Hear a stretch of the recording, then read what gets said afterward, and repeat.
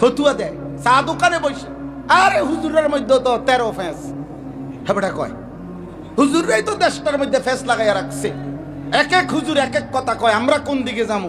না আপনি চা দোকানে বসে থাকবেন, যাবেন কেন?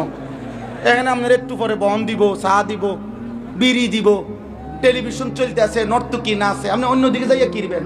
আপনি এনে বসার থাকেন, লড়েন না। আপনি জাগাতে লড়েন না, আপনি বিড়িয়ে খান বসে। ফালতু কোথাকার বেটা। হ্যাঁ বেটা এনে বইয়ে বইয়ে বুদ্ধি দেন। হ্যাঁ আপনি কাকে বুদ্ধি দেন মিয়া? ফাইজলামি করেন? কাকে বুদ্ধি দেন? কোন হুজুরে কি ফেস লাগাইছে? হুজুরদের ফেসে বইরা নি বিড়ি খান। যে হুজুর একটা ফেস লাগাই রাখছে। আমার 2 জন হুজুর আইয়া কইলো খাইতাম, আর 2 জন আইয়া মানা করলো। আমগো ফেসে নিয়ে আপনি সুদ খান। আপনি যাই যে 30 বছর কিস্তি নিলেন, সুদ খান। আমরা হুজুরগো ফেসে পইরা, হ্যাঁ কথা বলেন না কেন? একটা সুদখোর বলুক, একটা কিস্তিখোর বলুক, বেটা আমরা এই ফেস লাগাইছি বেটা। তাইলে আপনি সুদ খান কেন? আপনি কিস্তি নেন কেন? বলেন মিয়া।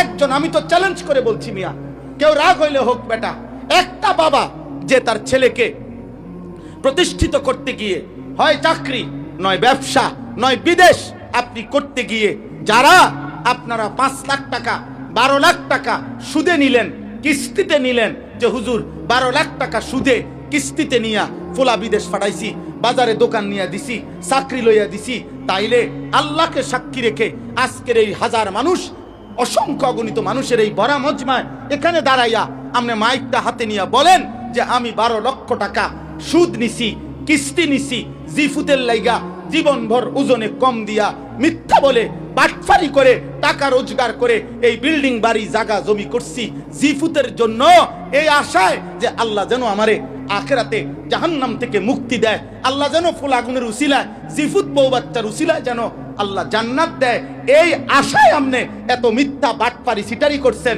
এটাই উদ্দেশ্য কিনা? এনাই এখন আসেন।